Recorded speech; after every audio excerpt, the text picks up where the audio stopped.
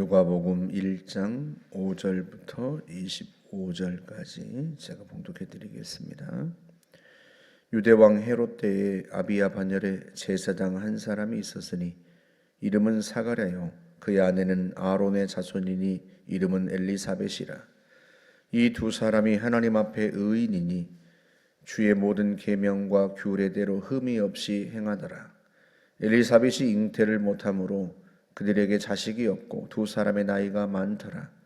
마침 사가랴가 그 반열의 차례대로 하나님 앞에서 제사장의 직무를 행할세 제사장의 전례를 따라 제비를 뽑아 주의 성전에 들어가 분향하고 모든 백성은 그 분향하는 시간에 밖에서 기도하더니 주의 사자가 그에게 나타나 향단 우편에 선지라. 사가랴가 보고 놀라며 무서워하니 천사가 그에게 이르되 사가랴여 무서워하지 말라. 너의 간구함이 들린지라. 네 아내 엘리사벳이 네게 아들을 낳아 주리니 그 이름을 요한이라 하라. 너도 기뻐하고 즐거워할 것이요 많은 사람도 그의 태어남을 기뻐하리니 이는 그가 주 앞에 큰 자가 되며 포도주나 독한 술을 마시지 아니하며 모태로부터 성령의 충만함을 받아 이스라엘 자손을 주 곧 그들의 하나님께로 많이 돌아오게 하겠습니다. 그가 또 엘리야의 심령과 능력으로 주 앞에 먼저 와서 아버지의 마음을 자식에게 거스르는 자를 의인의 슬기에 돌아오게 하고 주를 위하여 세운 백성을 준비하리라. 사가랴가 천사에게 이르되 내가 이것을 어떻게 알리요? 내가 늙고 아내도 나이가 많으니이다. 천사가 대답하여 이르되 나는 하나님 앞에 서 있는 가브리엘이라. 이 좋은 소식을 전하여 네게 말하라고 보내심을 받았노라. 보라, 이 일이 되는 날까지 네가 말 못하는 자가 되어 능히 말을 못하리니 이는 네가 내 말을 믿지 아니함이거니와 때가 이르면 내 말이 이루어지리라 하더라. 백성들이 사가랴를 기다리며 그가 성전 안에서 지체함을 이상히 여기더라. 그가 나와서 그들에게 말을 못하니 백성들이 그가 성전 안에서 환상을 본 줄 알았더라. 그가 몸짓으로 뜻을 표시하며 그냥 말 못하는 대로 있더니 그 직무의 날이 다 되매 집으로 돌아가니라. 이후에 그의 아내 엘리사벳이 잉태하고 5달 동안 숨어 있으며 이르되 주께서 나를 돌보시는 날에 사람들 앞에서 내 부끄러움을 없게 하시려고 이렇게 행하심이라 하더라. 아멘.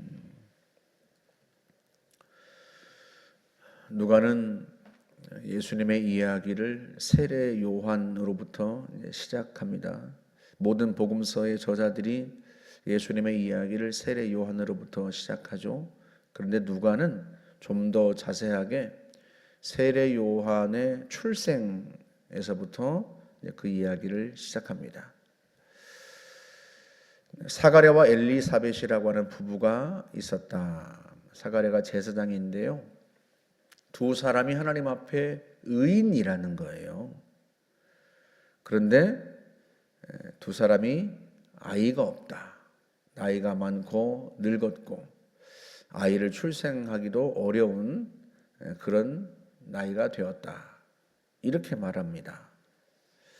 이 두 가지 사실은 좀 잘 안 어울리죠. 여러분 지금도 그렇지만 고대 사회에서 자식을 낳지 못한다고 하는 것은 이 부부에게는 굉장히 고통스러운 일이고요. 여인에게는 특별히 더 그렇습니다. 엘리사벳이 임신하고 나서 그렇게 이야기를 하죠. 25절에 사람들 앞에서 내 부끄러움을 없게 하시려고 이렇게 행하셨다. 여인에게는 그게 수치스러운 일이에요. 아이를 낳지 못한다고 하는 것, 그게 굉장한 고통이고 수치스러운 일입니다. 그럼에도 불구하고 두 사람이 하나님 앞에 흠이 없다, 의인이다, 그렇게 말합니다. 율법에 기록된 대로 다 지켜서 행하였다. 단순히 외적으로 율법을 잘 지켰다, 그래서 의인이라고 하는 것은 아닙니다.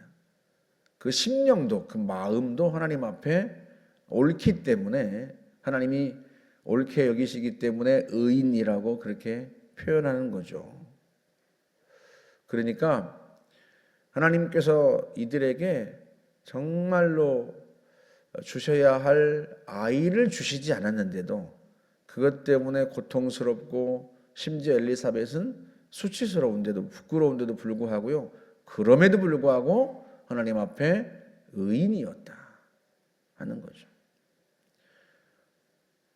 다른 사람들 같으면 하나님 앞에 섭섭하고 그 섭섭한 마음 때문에 하나님과의 관계가 소원할 법도 한데요.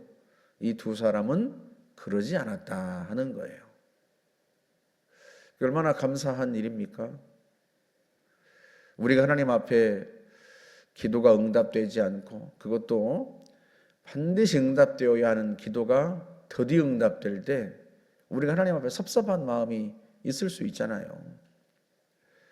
그럼에도 불구하고 마음으로부터 하나님을 진심으로 섬기는 사람, 그런 사람에게 하나님께서 그런 사람을 통해서 하나님의 뜻을 이루어 가시더라 하는 것이 오늘 본문이 주는 첫 번째 메시지예요. 예수 그리스도께서 이 땅에 오실 때, 그러니까 이 세상의 역사 이래로 전무후무한 창조주께서 인간의 몸으로 이 땅에 오시는, 그것도 죄인을 구원하러 이 땅에 오시는 이 전무후무한 역사를 행하실 때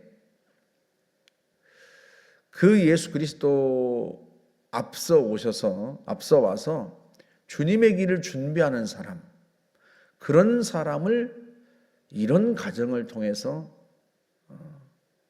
오게 하는 거죠. 그게 하나님의 뜻입니다. 하나님께 조금도 섭섭함이 없고 어떤 상황에서 주님을 신뢰하고 섬기는 사람. 여러분, 너의 간구함이 들린지라 하고 가브리엘이 이야기하죠.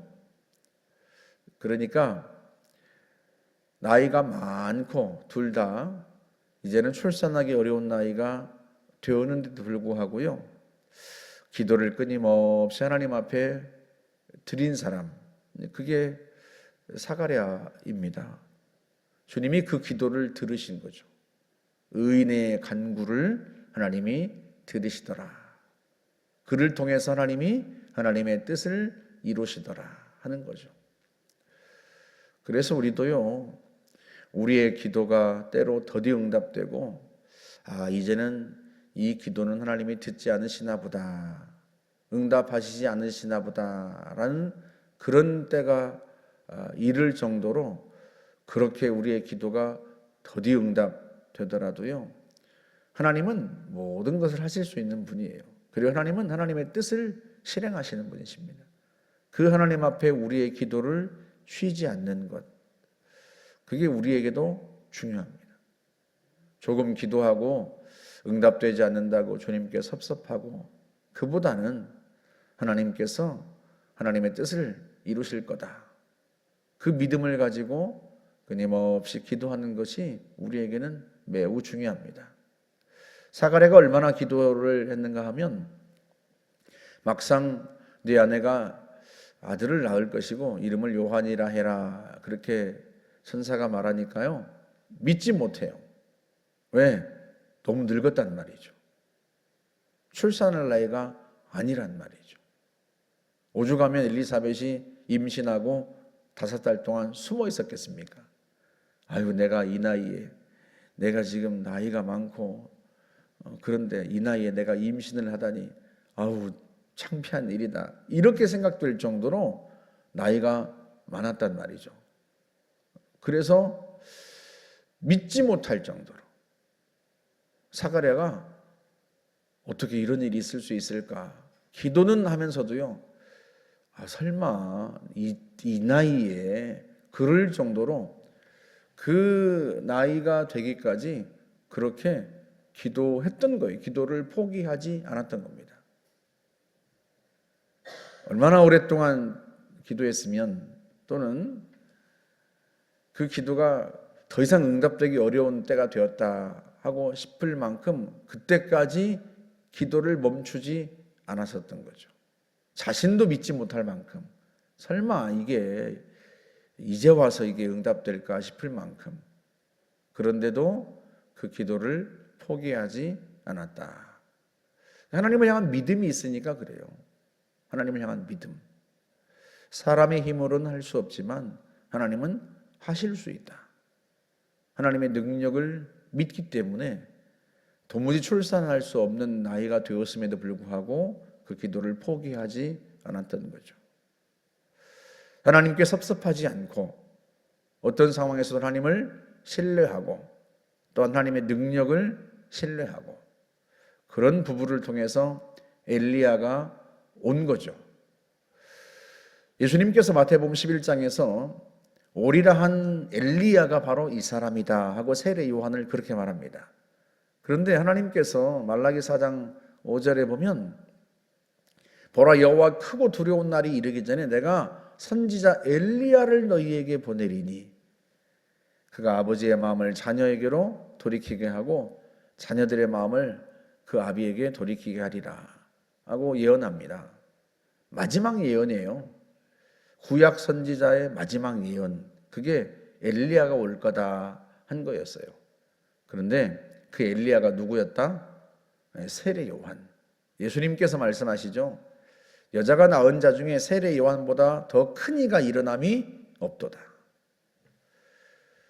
그런 사람이 이 사가랴와 엘리사벳 부부에게서 태어난 거죠. 하나님의 말씀이 오랜 기간 동안 엘라기 선지자를 통해서 예언했던 그 하나님의 말씀이 오랜 기간이 지난 후에 이 의인의 부부에게서 성취되는 겁니다. 하나님께서 이들을 그렇게 사용하시는 거죠.